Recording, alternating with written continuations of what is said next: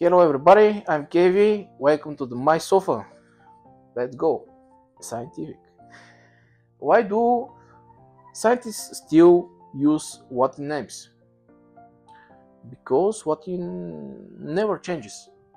It it is a frozen language. Common names are messy. One animal can have the 10 different names.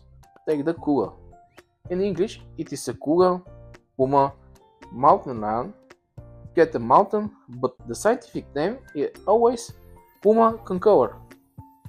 Latin gives stability and clarity.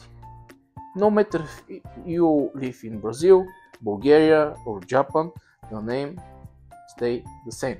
It's also universal. Scientists from every country can understand each other without translation. And traditional matter too.